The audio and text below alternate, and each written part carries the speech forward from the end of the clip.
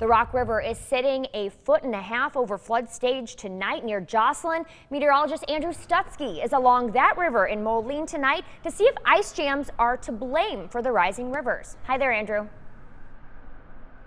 Good evening, Elizabeth. That's right. The record-breaking Arctic air that moved in last week has really left its mark on a lot of our rivers, including the Rock River behind me here, where you can see there is a substantial amount of ice that still exists. And now that we're seeing these warmer temperatures, all the focus is going to be on the Rock River and other tributaries of the Mississippi River. I want to show you what's going on upstream of Moline, where our ice is also present up in parts of Whiteside County on the Rock River near Prophetstown and Erie.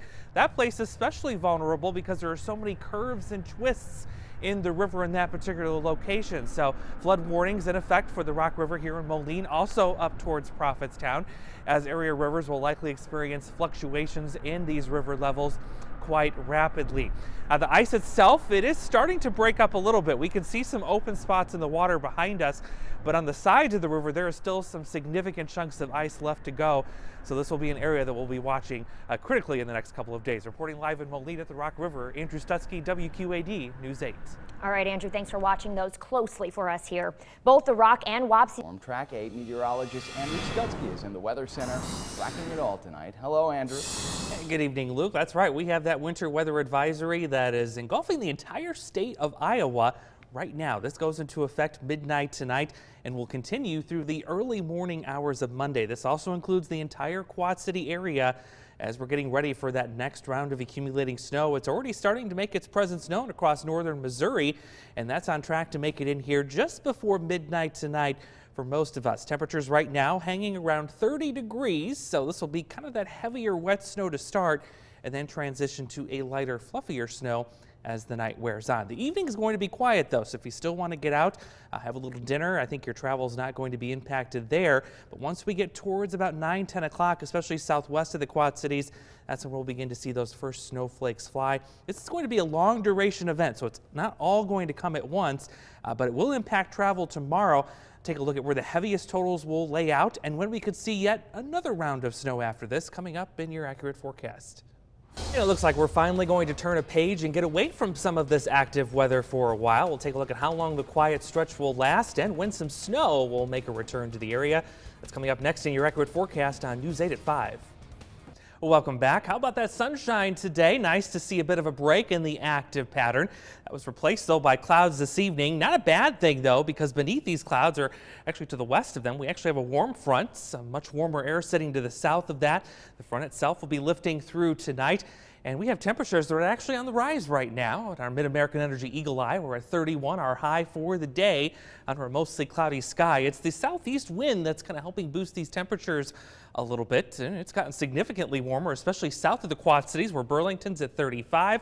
Already seeing some low 30s sneak in to parts of the area. If you still go to the north, a little bit colder, where we're still in the 20s, but the expectation is all of this warmth will be moving in for the remainder of the overnight hours. A little bit of a thaw in progress and really warming things up even by tomorrow morning. On Future Track here, you can see about 5 o'clock, most of us in the middle 30s, even some upper 30s to the south. There could be a couple of stray sprinkles to start the day. Otherwise, we're quiet until this cold front comes in the afternoon.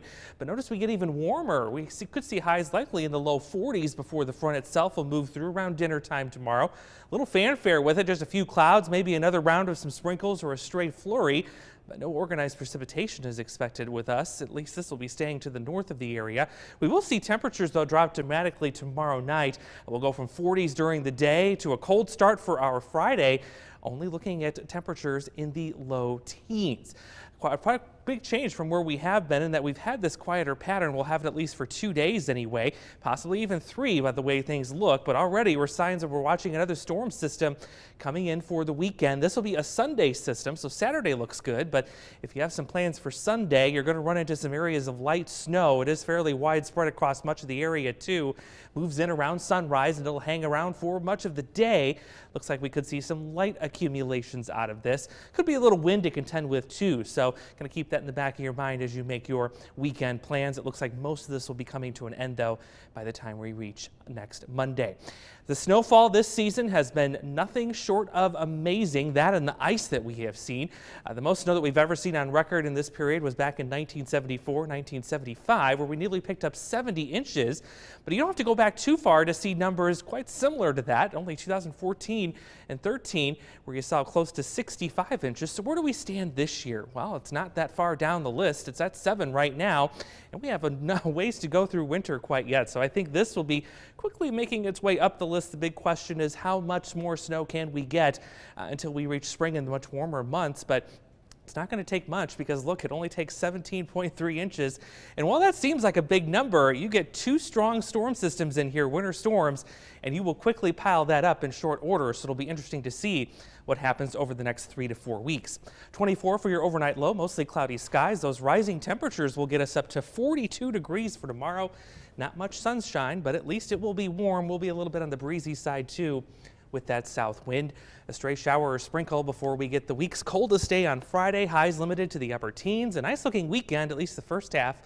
And then a quiet week next week, only finding a chance for snow on Tuesday. And beyond that, not seeing any huge systems either. And our temperatures actually going to remain consistently mild compared to where we have been. Yeah, there's not many chances for snow. That is a nice pattern change to finally see after being so active all these weeks. Your 3-degree guarantee sponsored by Erickson Chevrolet in Milan. James hitting a home run last night. Wow, look at him. 222 Midcoast Fine Arts. He's a very impressive person. I don't think a lot of people are going to be all that mad not reaching the record. 17 more inches is an awful lot of snow. Yeah, and it's just unprecedented. None of us have seen this in our lifetime. Still ahead.